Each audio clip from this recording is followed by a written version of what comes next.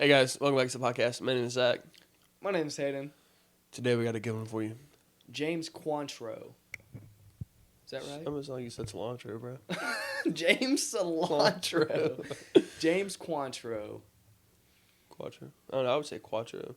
It's Quattro? It's not Quantro? Hit the quan. Clean pair of sneaks. Sorry. How to Quattro. say? Is it Quattro? Why? Maybe it wasn't Quantro. Quattro. Quattro.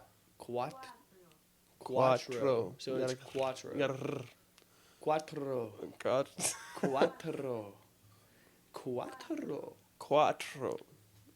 Dude, I'm Quattro. too. I can't roll my R, bro. Quattro. Bro's R is just like a flat piece Quattro. of paper. It just will not roll. Quattro. Like a sheet of metal. Just can't roll it. Well. Quattro. All right. So, random question here.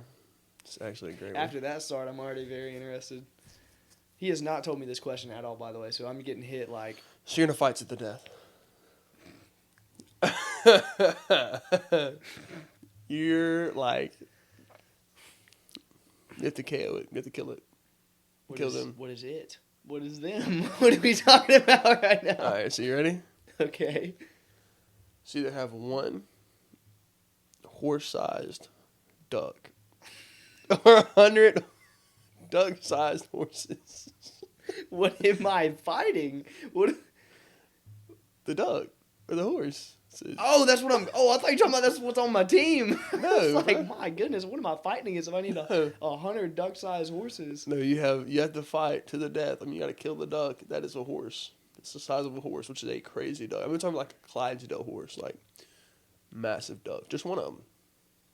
Okay, so I'm in a fight to a death. No weapons. I Or mean, these hands. whatever surroundings are if we're in the woods, basically, is all I'm saying. Like, I can't bring Sure. some weapon. My surroundings are my weapons if I wanted to use them, but I don't have a knife or something or a gun. Like, it's just hands and maybe a stick. Hands and a stick. And I gotta be either a duck that is the size of a Clydesdale horse, Yeah, big boy. or you say 100 Horses. that are the size of ducks. Yeah. Ugh. Because like all it takes is one of the horses, like, back kick your ankle bone and you're cooked. Yeah, but he's the size of a duck, so he's also gonna. I don't know why I saying the horse is a he. Regardless, the horse is gonna lose its power. Like, it's not gonna be as strong as. That's when it's one that mighty big. duck then, bro. That duck's going to be crazy. Yeah, which also means that duck, whatever it was like, kind of weakened, it would gain its strength getting big. This kind of goes back to like the one gorilla versus 100 humans. Yeah. Like, and the biggest question is like, well, are they all going at once, or are they like going in like 5-10 at a time? Like, I guess it's this isn't some stipulation in the thing, but like, are these 100 Okay, we can do their Royal Rumble style, but 10 in there at a time. Okay, And so you I get have 10 to, seconds in I have to between. face 10 horse ducks at a time. 10 ducking horses, bro. Huh. Or I face one massive duck horse. Yeah. That's crazy. I'm gonna take my chances on the horse ducks, mainly because of their size. Because like I'm thinking about if you substituted a horse size wise for a duck, I could punt a duck. I could absolutely punt a duck. Like, I would never do that, but like life or death. If you have a horse that's the size of a duck, I could punt that thing through a tree, like, if I wanted to. You know what I mean? Like, I could absolutely, it's not me, like, trying to, no animal cruelty here, but, like, if it's me or 10 horse ducks, they're dying. Like, there is no shot. I'm punting every single one of them things. You're getting 10 kicks off in 10 seconds, bro? Oh, that's how much time I have? Until the others come? Yeah, that's what I said. Maybe. And they're like all in a circle, but they're not But like like, just what's the risk? Like, what's the big thing they could do to me other than try and kick me with limited power? Because like, horses don't. The way that they would defend themselves is either they try and bite me, or they try and kick me. And like, I think I swing my leg around hard enough, I'm hitting at least 5 of them or something. They're a little like scared to come back at me. Yeah, but a kick ain't gonna kill it. No. Unless you kick its face off. Well, but- I don't know, dude. How hard I could kick one? Now, a kick that hits 5 of them wouldn't kill. You them. wouldn't step on a little duck horse's head, would you? I mean, if it's life or death, and I have to, You I heard would it here, prefer folks. not to do any of this stuff. But like, if it's life or death, me or the duck horse, it's me. Like, that's what it is. That thing isn't the image bearer. That junk getting created in the image of God, so that thing's getting punted, bro. What are you talking about? About to boot that thing the next year, like kicking that thing through a tree. I just feel like I have no chance. I have no chance against like One massive duck. a gigantic duck. A duck the size of a horse. I don't think I have a I'm chance. keeping against a bug with you, bro. No, keep it a duck with me. Keep it a duck. Keep it with a you. duck with me. Ducks are low-key scary, bro. Yeah, them things. Can Yeah. you imagine that thing? And they be like chasing you, bro. Can you imagine how? It's like- The clearest batch, delicious. Jack Corner. For those of y'all that don't know, watch Puss in Boots, and Jack Corner is hilarious. I pronounce this batch delicious. Yeah. All that to say, give me the 100 duck horses in. Are you about to sneeze? Well, it was like a yawn and then sneeze and Oh. then yawn. And I was like, oh, this is weird. Give me the 100 duck horses coming in Royal Rumble style every 10 seconds over the one massive horse duck. That's fair. That's what I think I would do too. Because it's like, that bad girl starts running at you, you're cooked. Yeah, So, yeah, I think I agree with that. that's funny though. That's really quick too. Side topic. What did you think? Since we have a little bit more time, one gorilla or 100 humans? Which one? What did you? Because that was like a big trend for a minute, and everyone was like saying their opinion on it. I mean, we're talking like a healthy silverback gorilla. And I guess like Like the guy, like that. not just like random selection of humans, like your average to above average Dead. male. All of them are dead. You think the gorilla gets every single one of them? Nah, bro. Grounds and pounds the mess out Give of me them the all. humans, bro. Give me the humans. What would you say if you could pick the humans? You could pick the 100 people.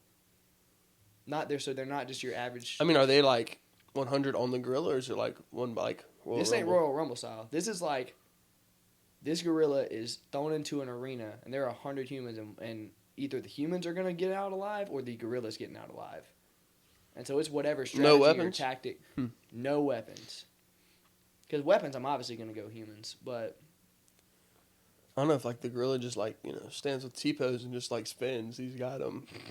You know what I mean? Like, yeah, but like if you're telling me I could pick like some of the best like Marines and MMA fighters and people that know how like hand-to-hand combat stuff and all that, and like the heavyweight, like you tell me I could have John Jones on my team, and that's just one human. I could pick 90-something, 100 guys that are similar to John Jones or some of the biggest Marines in the world that know how to fight but are also like body size big. I'm probably taking them over the gorilla. What are you searching up? but they're not even that tall, bro. How tall are they? Only 5.5 feet. Huh? A silverback gorilla's only 5.5 feet tall? That's a lie. That's got to be like down, like when it's like on its hands. Yeah, probably. I'm about to say because I'm 5'10". There's no shot I'm taller than a gorilla.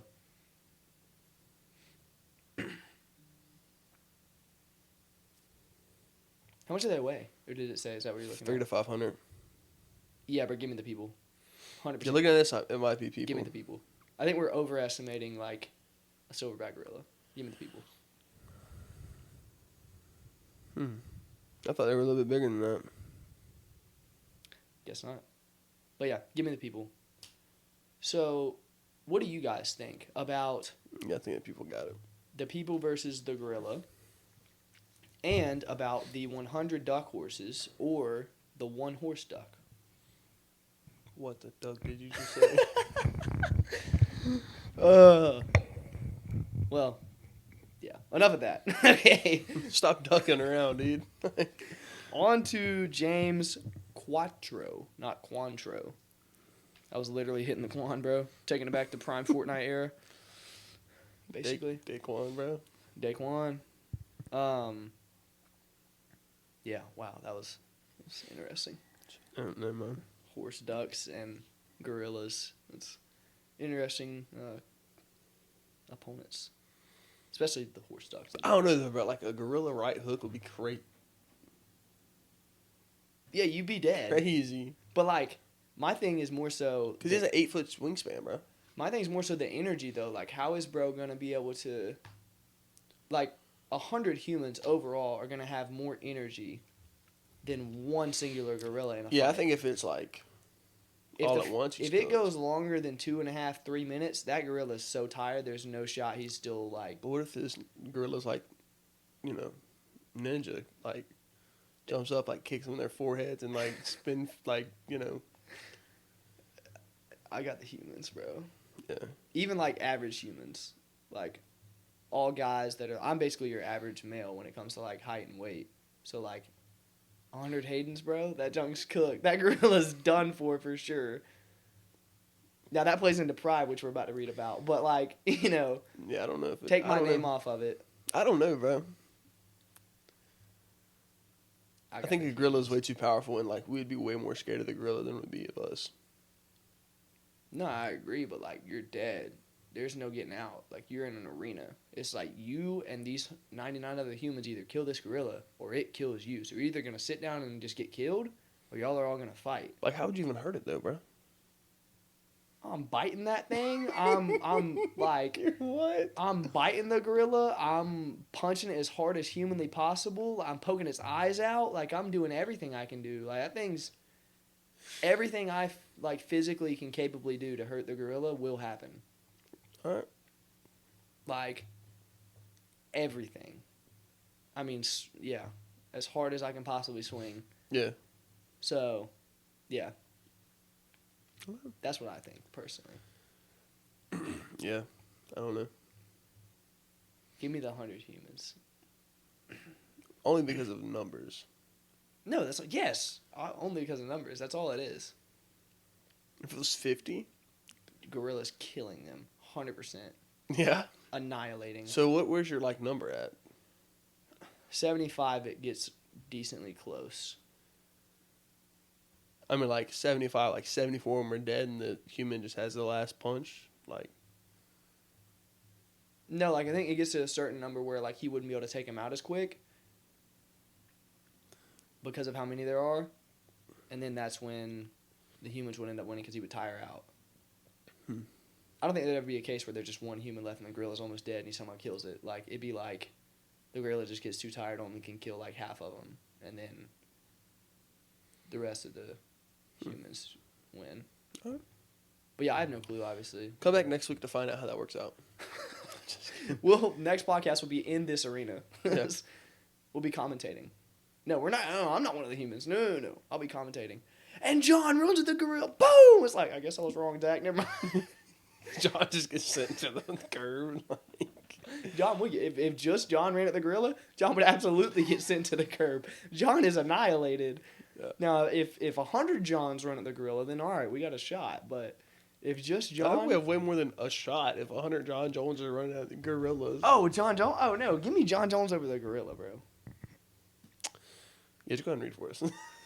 Okay, speaking of that, we are in James Quattro, James 4, yet again, out of CSB. Yeah, we're going to have fun. The heading, the title, is Proud or Humble. So, yeah, kind of gives you a hint about what we're going to be talking about today. But, yeah, we'll read it. We'll break it down.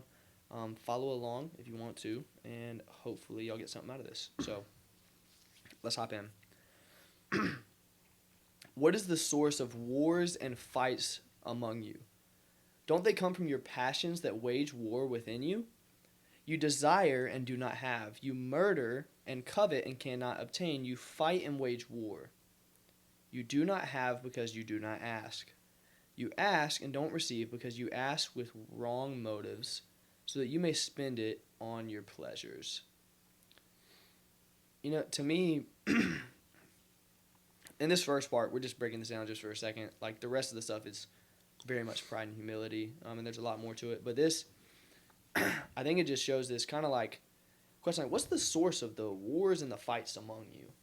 And he goes into it and he's like, don't they come from your passions that wage war within you? And then when you look at, all right, well, what are these passions? What are these desires? You desire and do not have. You murder and covet and cannot obtain. And like to me, it's just James is showing that these people that he's talking to, they have this problem of contentment. It's like, bro, you desire and do not have. And so what do you do to try and solve that problem? You murder and covet, and yet you still can't obtain. And when you ask for these things, you ask for them out of wrong motives, so you don't even receive it. And I think, for me, it just shows how crazy things can become when we aren't content with the stuff that we have. And James is showing like those passions and desires. You'll at some point when you feel like you lack something, you will do anything at all costs. That's why he's talking about there's wars and fights among them, because everyone's not content. Everyone's like looking at what these other people have and desiring to go get those things instead of what they actually have and what they actually own. So, yeah, not that there's a ton there, but I just think that's interesting, seeing how crazy things can get when you're not content with what God has blessed you with and allowed you to have. And instead of being comfortable with that stuff, oh, I need this, and they end up, they end up murdering and coveting to try and get these things and still don't even get what they had, which ultimately shows too that the things that we are not content about in life are not going to be satisfied and fulfilled by going and chasing after other things that we think are going to meet that requirement and that need. So and then ultimately, I mean, it's because all these things, more than likely, if you don't have it, is because it's not part of God's plan for you. Yeah, there's some things that we're just not supposed to have, like or it's a no right now. Yeah, and there's a reason it's a no right now. And people get so caught up in that because it's like what I want. Like I want my life to be this way, and ultimately, like we'll get into this later, but we have no control over that. No, like, we make decisions, and somehow like our decisions do affect us. But more than likely, like unless you make a decision that goes too far, ultimately your plan doesn't matter, and the plan that God has for you is what's going to prevail. Yeah. So. Well, and ultimately, like, even if you make a decision that goes too far, God's going to course correct you back to where you're supposed to be at some point. Yeah. It just might be like the story of Jonah, like might be a little bit. Jonah, if he could have just hopped on the ship and went straight where he was supposed to go, instead he ended up exactly where God had him, where he was supposed to be anyways. So. Yeah, there's some stuff in life that we're supposed to have and some things that we aren't. And obviously, as you see in these first 2 verses, it can end up leading to wars among you or fights among people if you don't actually leave those emotions and desires unchecked. Yeah, and I mean, I think ultimately, too, I mean, this is like actual physical wars among people, but also like internally it's a war. Oh, my goodness, You know, like, I want to be wealthy, but it's like, I also want to do this, but then I want to do this, and it's like, well, God, bless me with wealth, and it's like, bless me with this and bless me with that, and at some point God's going to bless you with something. Mm-hmm.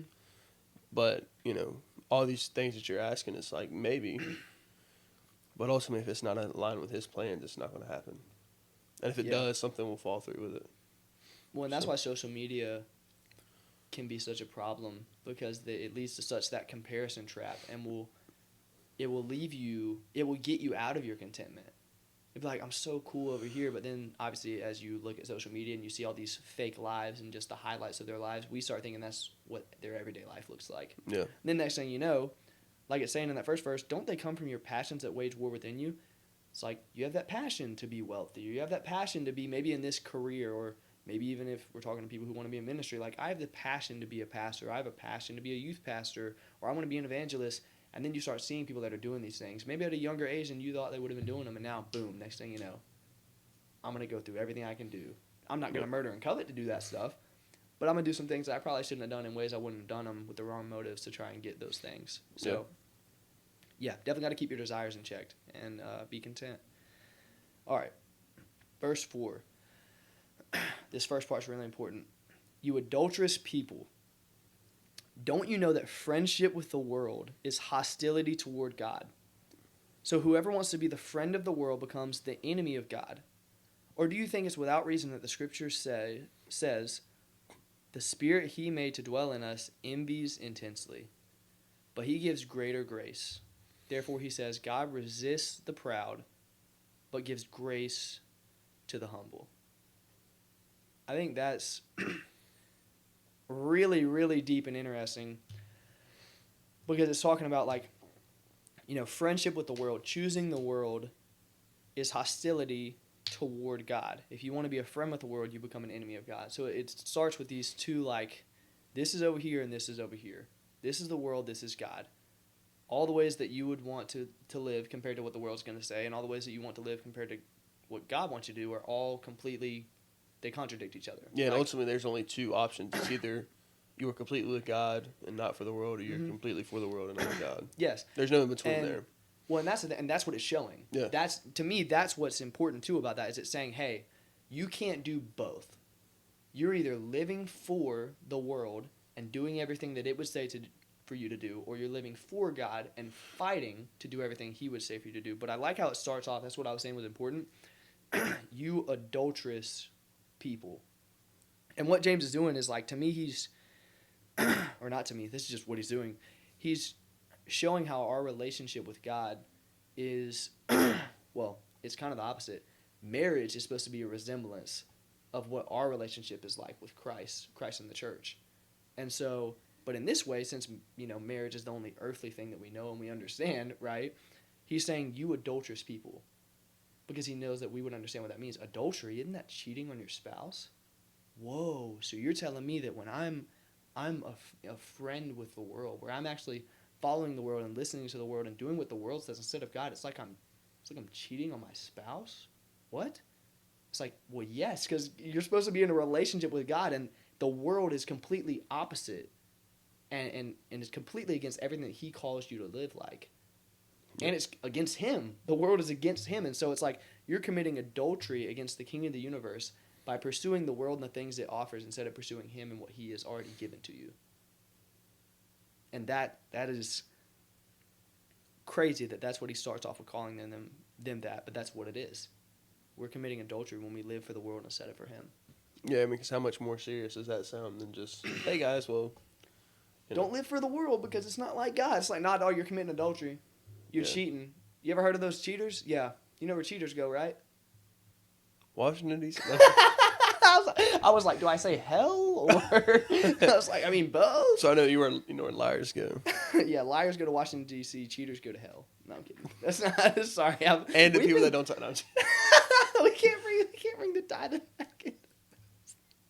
Bro, my papa called me today. He's like, dude, I got a revelation from the Lord. I think if you, like, you need to start tithing or else you're going to go to hell. I was like, what? He's like, I was watching your podcast. I was like, oh my gosh, no way. But no, yeah, it does put a way more serious emphasis on it when you're saying, like, hey, living for the world is literally like committing adultery, but against God. But again, bro, I think the thing with that is living for the world is so easy to do. It's so enjoyable. It's so much more fun. Yeah. Like, and it's so much more known. Like, people that follow Jesus still live for the world. Sadly. Right? And I think a lot of times, sometimes they don't even know it. Yeah. And that's what I think James is saying. Is like, bro, friendship with the world makes you an enemy of God. You're choosing hostility towards the creator of the universe. And what God is saying, I want your heart. Yeah. Like, I understand the action are going to take time. Like, we've talked about that before, right? Especially with James being faith without works being dead. We talked about that before a lot. But, like, God's like, I get that your actions are going to take a minute. Where's your heart at? Yeah. Is your heart with the world or is your heart with me? Because we can work on the actions all we need to. But where and that's what Proverbs says. Proverbs says, wherever your heart is, there your treasure will be also. Or it's the opposite. I don't remember. Wherever your treasure is, there your heart will be also. Same meaning, though, is whatever you desire and care about the most is where your heart's going to be set on and set at. And is that the things of this world, or is that the things above? Is that him? And that's what he's saying right there. And if it's the thing of this world, you're committing adultery against God. But I also like 5. Me and Zach were looking into this, and verse 5 is really I guess, confusing in the like translation or whatever Maybe. from the original Greek words. So there's like two interpretations on it. We'll stick to the one that makes the most sense. CSB actually makes it confusing because it says the spirit he made to dwell in us envies intensely, and that's the other interpretation. We won't hit on that a ton or at all.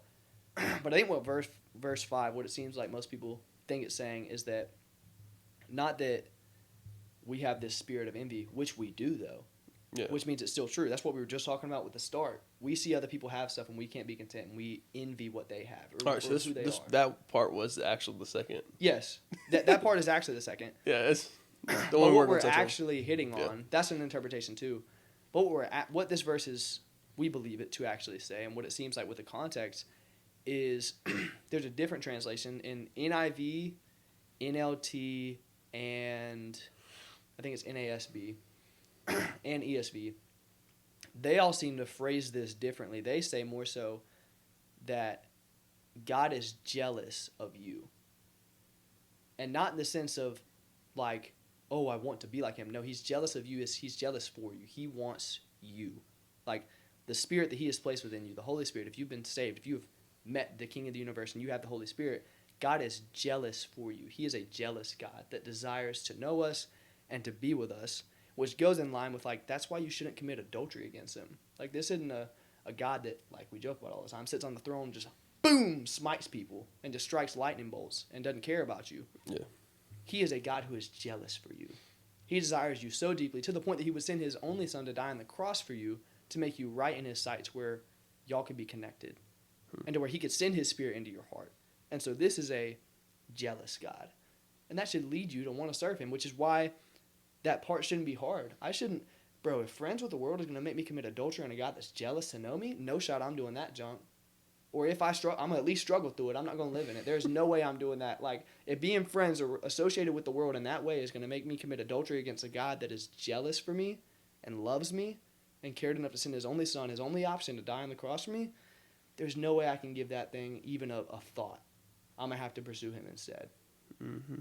And so, yeah, I guess just as an encouragement to you, like, if you're struggling with your identity, if you're struggling with self-worth, there is a God out there.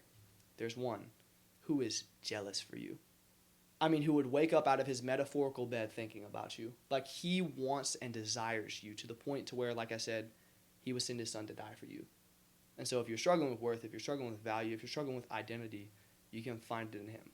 Because if no one else in this world wants you, at least he does. So, yeah, I think that's really good. And we didn't even hit on verse 6 yet. God resists the proud, but gives grace to the humble. So, Yeah, if you want to be a loser... he probably wouldn't be around you much when you're fighting that gorilla. No, he would not. No. He wouldn't be around me when I'm fighting the gorilla. He wouldn't be around me in the gym a few days ago. He wouldn't be around me. Oh, yeah. Going back to that, we haven't been in 2 days, so... Yeah, we need to lock in. Yeah, God resists the proud, gives grace to the humble. He's talking about the gym right now? No. I was like... you'll see it when you watch it back. Okay, but... yeah, I think that's really important, too. Like, what are you doing right now? Sorry, what is he doing? I didn't mean to do that. You're good, whatever it is. No, I mean, I didn't know bad. It just, I limped my wrist a little too much. Oh. I was like, I just got a good So look. whatever. Either way, Yeah. Sorry. God resists the proud, but he gives grace to the humble. I think that shows, like, how we talked about before, pride comes before destruction. And so, Yeah. like, well, why? Probably because God resists the prideful. Don't want to be on the side of, like earlier, you don't want to be on the side that is against God, which is the world. You also don't want to be on the side that God's going to resist, which is pride. It's like, ugh, that hurts a little bit. Hurt your pride, huh? It hurts your pride. Because, like, we are naturally so us-centered and so, like, I got this, and, like, you know, white knuckle, you can figure it out, tough it out, it's all about you, like, you got it. Like, we are so naturally prideful. Yeah. Even in the ways we don't think. Like, how prideful are we to not pursue Jesus every day? To think that we can do it. But when I don't pursue him, is that what I'm genuinely thinking? No, but it's what I'm expressing by not doing it. And so it's like pride is so. When I was talking to my papa about this, he basically said like everything flows from like love or pride. It's either a love problem or it's a pride problem. Hmm. And it's like that's what a lot of it is ultimately. It's like, no, I think I got it. And it's like God resists those people. But he gives extra, extra, super duper grace. That's the Hayden translation. But he gives grace to the humble. Yeah. So, yeah. Humble guy, humble guy. Live in humility. Really important. All right, verse 7. And this will kind of show, I guess, what living in humility can look like and what it can lead to. So, verse 7. Therefore, submit to God, resist the devil, and he will flee from you. Draw near to God, and he will draw near to you. Cleanse your hands, sinners, and purify your hearts, you double-minded. Be miserable and mourn and weep. Let your laughter be turned to mourning, and your joy to gloom. Humble yourselves before the Lord, and he will exalt you. I like that a lot. Like, verse 7, it kind of shows the benefits of humility, right? Obviously, yes, if you're living prideful, God's going to resist you. If you're living in humility, he's going to show you grace through that. But also, what does humility do? Well, if you submit to God, which you'd have to be humble to do that, right? Pride is a problem where if I'm too prideful, I'm not going to submit to someone else, especially not God. But if we are humble enough to submit to God, what will that lead to? Well, then we can resist the devil and he'll flee from us. So it's almost like humility is what ultimately can lead us to freedom from acting on our temptations. If you're humble enough to understand that you can't do it on your own and you give it to God, now you can resist the devil and he has to flee from you. And so that's almost like a 2 + 2 = 4 type equation. But yeah, so if you're struggling with temptation or anything, maybe you have a pride problem. Simple. Like, I mean, there's not much to say over there. it can be that simple. It can literally be as simple as the fact of like, you have to humble yourself enough. And this is if I say you, I'm looking in a mirror because Hayden has to do this. Zach, if he says it, he's looking in a mirror. He has to do this. We both have to do this. But we have to humble ourselves enough to understand that if we don't get that first part right, we can't resist the devil and he won't flee from us. We have to submit it to God. And fully. Yes, and because the devil ain't fleeing from Hayden. Yeah. The devil's fleeing from what's inside of Hayden, which is the Holy Spirit. Same thing with Zach. So, like, there is no, like, amount of puffing your chest up and, like, squeezing your fist and trying to look daunting that's going to make the devil run away from you if you don't have the Holy Spirit. Or if you're not allowing him to lead you through it. Right. Actually, if you're leading in pride, the devil's going to be like, ooh, I got him. I got him right where I want him to. So, you have to submit to God first. But then that's the promise. Resist the devil. He'll flee from you. It just takes humility in that, which is really hard to find. So. Yeah. And then I like a good promise. Draw near to God. He'll draw near to you. Like, cleanse your hands. Purify your hearts. Don't be double-minded. Like, don't be torn between these two things. Like, if you draw near to God, he'll draw near to you. Yep. It's an expectation of, like, when I come to him, he's right there. He's actually on the way to me, too. Like, it's not like I'm running a far lap to try and get to him. He's meeting me right in the middle. Mm-hmm. And then, I think that's interesting, too, in verse 10. Humble yourselves before the Lord, and he will exalt you. It's like naturally we look for exaltation so much because we want recognition. And we think that comes through us doing stuff. Like me, pride. I'm going to do it. I'm going to figure it out. But it's, yet again, I think all of this just proves how opposite, which is why the world is one way, God's this way. It just shows how opposite it is. Because naturally, the worldly perspective is if I do fill in the blank, all these things, me, I will get exaltation. God's saying, no, if you humble yourself before me, you'll get exalted. Completely opposite. Counterintuitive, completely like, that's never how it is. Humility normally doesn't lead to being exalted. It's pride because you get to put yourself out there. But James is saying, no, when you don't make it about you, that's what leads to you getting exalted. When it's about other people. And when you let yourself submit to God.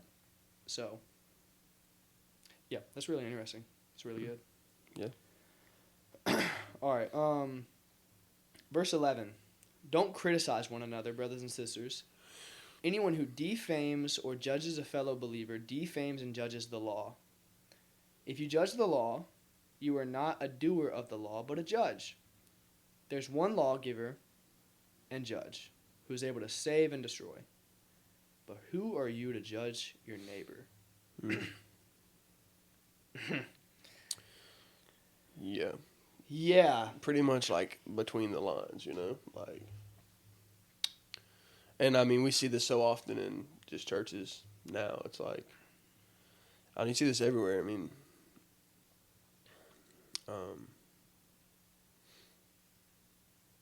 people are so easy to, have their pride in themselves and, pick out a fault in somebody. Yeah, and like you said, that's where it all kind of flows from, is pride. Like, we judge because, I think you had brought it up, maybe when we were talking about community or something else, but that verse in Matthew about, like, judging someone who has a speck in their eye when I have a log in mine. Yeah. And it's just, that verse is talking about we're too prideful to see our own problems, and to where we look at other people, but we see everything they have going wrong. Yeah, we're pretending like we're all good. Yeah, and I mean, even like, bro, I mean, this verse, these couple verses, they flow back up through the whole passage that we've read. I mean, pride, walking with the world, like, all these things. I mean, because judgment, obviously, God judges us because he can. Yeah. And it's like, I've done nothing to be able to judge you. At all. There's only one word being judged, and we just decided to crucify him. Yeah, and it's like, bro, what are we doing? But that crucifixion paid it to where, like, we don't have to be perfect now. Right.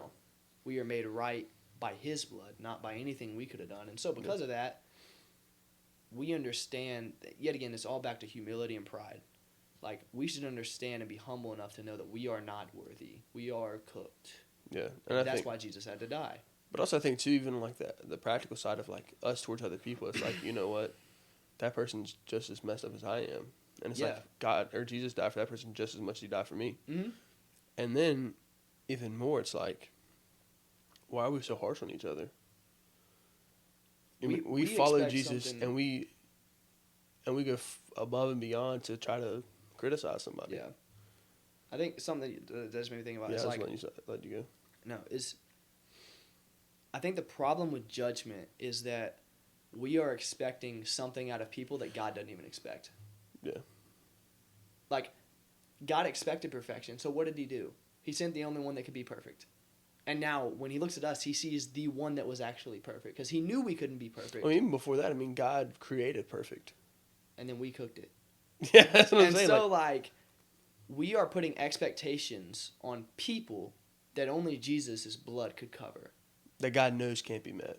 Yes. The expectations. We can't meet these expectations, so we had to have someone be crucified for him. And actually, we were the ones that crucified him, and we still do every single day when we sin against him. Yeah. And so, why would you look at someone in that way and put expectation on them that you yourself can't even meet?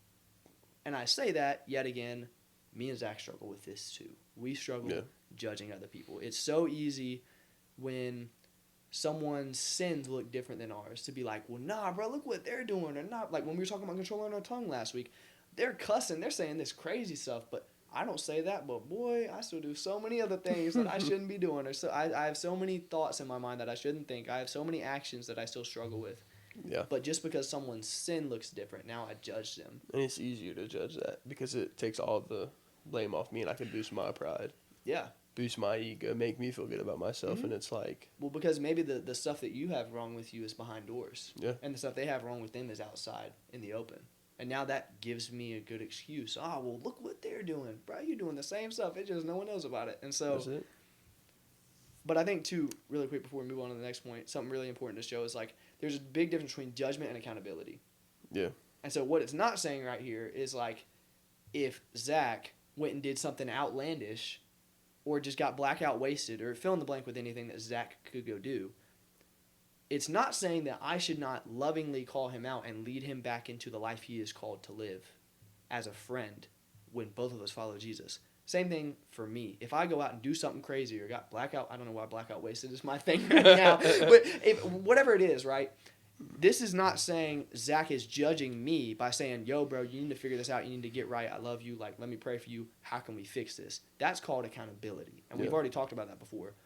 But this is not saying that. Judgment is looking at someone and saying, wow, look at what they're doing. Can't believe I'd never do that. No shot. That's judgment. Accountability is, whoa, man, look what, how can I pray for you? Like, well, how can we figure this out? Do I need to call you? Do we need to do Bible study? Like, what can we do to help you get away from this and get closer to God? Yeah. Those are two different things. So James is not saying don't hold people accountable. He's saying don't judge people. Because if God judged you, imagine if God judged us the way we judge other people sometimes. You know, praise God, he don't. Praise God, he sent his son to die for that. Because, like, you know, he has the ability to actually do something about it. Like, we don't. We can just judge. But it's like he can, like, you know, throw that bolt down. If we didn't have a... Shebang. Imagine if he started looking at us again instead of his son. Shifted his gaze just a little bit. Oh, my gosh, he'd see so much dirty stuff. We'd be cooked. So, yeah, be humble enough to understand that you are never in a single place to judge. And you never will be. So, yeah. Yeah. All right. We're going to hop back in, starting in verse 13. Come now, you who say, today or tomorrow we will travel to such and such city and spend a year there and do business and make a profit. Yet you do not know what tomorrow will bring, what your life will be. For you are like a vapor that appears for a little while and then vanishes. Instead you should say, if the Lord wills, we will live and do this or that. But as it is, you boast in your arrogance. All such boasting is evil. So it is sin to know the good and yet not do it. So I think, I mean, just off the rip, I mean, for me, and this is something I'm like currently walking through now, is like, bro, I have no idea what tomorrow holds. I mean, like, I do know what tomorrow holds. Like, I'm going to work. Gosh. You know who holds tomorrow. You don't know what the details of it are going to be. Yeah, I don't know, 6 months from now, 7 months from now, I have no idea. Mm-hmm. And quite honestly, bro, I mean, living life like that, it's scary, nervy, like all the things. But I think what's also important is like, it doesn't really matter. Because there's nothing I can do to change what tomorrow's going to bring, because I feel like it's already written. And God knows exactly where I'm going to be at. Well, and like what is worrying? Does worrying add a day to your life at all? You know, it's biblical. Yeah. Like, it doesn't add, like, us sitting here thinking about what the future's going to look like. And that's why it says, like, don't plan all these things too deep and be set and concrete on things, because Proverbs has so many verses where it says this. We may roll the dice, but the Lord determines how they fall. We may make plans, but the Lord ultimately has the say. And it's like, bro, we can do all this stuff and plan all this stuff and think something's going to go a certain way. God has say over that. Like, you can throw the dice and it only has 7s on it. He'd write a 5 on it if he wanted it to be a 5. Like, he changes it however he wants to. Like, and so it's really easy, especially when you have situations like you're talking about, like graduating college, looking for a job, for a career, all these things. Like, it's really easy to get set in stone on, like, I'm going to be here and I'm going to do this and I'm going to do this. It's like, what if I just surrendered that to God, didn't worry about it, and just took it step by step, the things he's lit up to do? Yeah, and I think for me, bro, I mean, that was something I was, like, low-key really concerned about, and then I just had to constantly remind myself, like, man, today's worries have enough, tomorrow's has enough of their own or whatever. Mm-hmm. And again, I think today, like, living in a world we live in that's so fast-paced, you have to be this, you have to do that, you have to do all these things before this age, you have to do this and all that's based off of, like, just cultural things that are almost, like, influenced by social media, and, like, well, they did this at this age, so I have to do it now, too. Nah, bro. Run your own race. And it's like, it's so easy to forget that, bro, because it's like you see that stuff, you look at that stuff, and like, man, like, I should be there, and it's like, you get caught in the trap of comparison, you get caught in the trap of, man, I'm not enough, you get, like, caught in all these traps, and then it's like, nah, bro, like, this is your confidence, it's like, the Lord has the power over what you're doing. Yeah. Like, the book's already written. Mm-hmm. Like, it's already known. Not by you necessarily, but God knows what it is. And so I think finding comfort in that, and it's like, instead of saying what I did, it's like, Lord willing, like, it's going to be what it is. Yeah.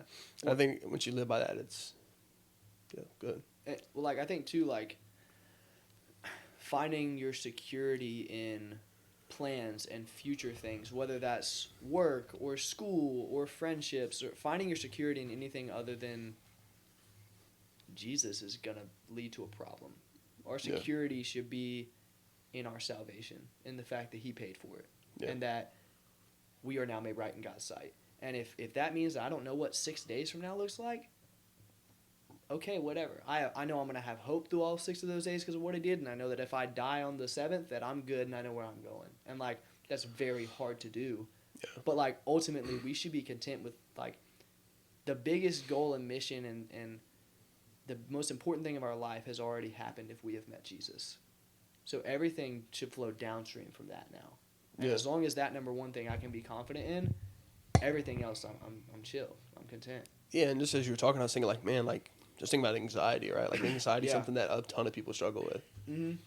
And ultimately, it's like, why do we struggle with anxiety? It's like, well, you look at anything, everything is changing constantly. Yeah, a ton. Instagram, I mean, what you're supposed to do, how you like, everything is changing. But the thing is like, once you've met that guy, that doesn't change. Yeah. Right. Gosh, what's that verse? Jesus Christ is the same yesterday, today, and forever. I forgot where it is. It's in one of the Gospels. But yeah, but it's change. Like, what if you struggle with anxiety and you found your confidence in that? Like, all this stuff doesn't matter. Like, dude, I'm gonna be real with you. I have no idea what I'm doing in 7 months from now. I graduate college. I don't know where I'm gonna live. I don't know where I'm gonna be at. I don't know what I'm gonna do. Mm-hmm. But it's like that's all fine and good. But it's like, I know my salvation's not gonna change. Yeah. I know the person that loves me and created me is not gonna change. Mm-hmm. Like, I'm perfectly cool with that. Yeah. And now, of course, yes, like, those thoughts slip up and like, oh man, I'm kind of anxious today about it and whatever. But it's like, that's just us being humans. Yeah. And it's okay to think about things, but letting them consume your mind to the point of, bad anxiety and deep worry and fear, when we should be confident that if he could literally send himself to die on the cross to pay for us, a payment we couldn't pay, to save us and make us right with him, if he can do all those things, then I'm pretty sure he can figure out our Tuesday. Yeah. Or our August, right? I'm pretty sure he can figure that out if he could figure out salvation. Yeah. And if he could make us right in his sight when we're still dirty. Joey Martin says, black-hearted sinners. Like, if we're still dirty, black-hearted sinners and somehow can be made right in his sight through Christ, he can figure out the plans for your future.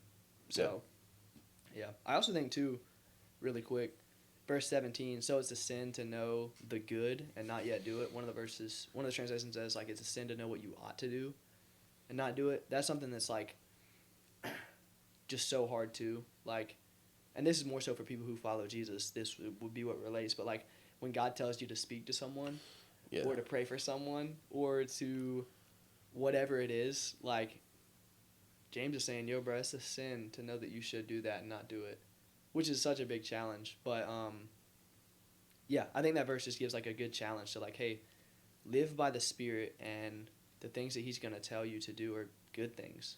Listen to him. It's wrong to not do these things. Yeah. Like, God puts these desires on your heart for a reason. Yeah. Listen to him.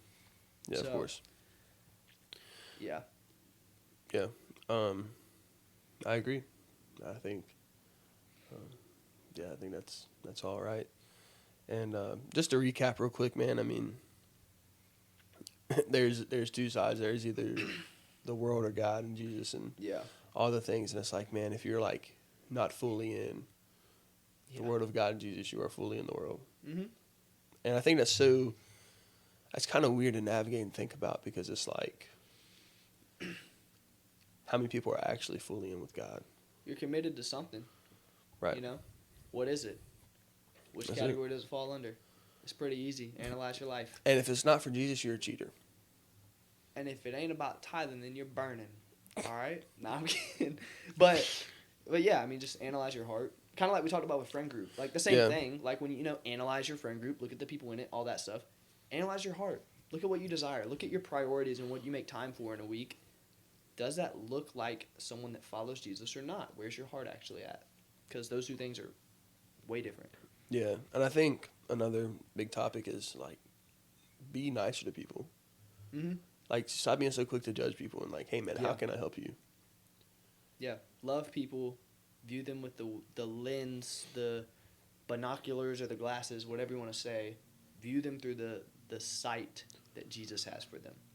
He loved them enough to die for them. And not that you'll ever be able to experience that sight, but it's like, man, if you can learn to love people, something changes. If you could even look through the foggy glasses of Jesus, the way he views people, instead of your own 2020 vision, which is not actually 2020 when it comes to judgment, Yeah. you're so much better. So, Yeah. Yeah. And the last thing from me, the last big takeaway from me, and you can have it if you need to. Mm-hmm. Today has enough worries. Yeah. Let tomorrow worry about itself.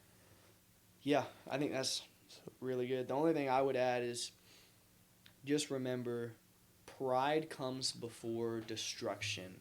You don't want to be someone that God resists. And not that he loves you, but naturally there's going to be tension. It's going to be like rams butting heads. Like, you are going to be fighting. You're going to be cooked. All that sound, right? If you are prideful. Because what God needs from you, he doesn't need your perfection. He needs your submission. He needs your humility to understand that you need him.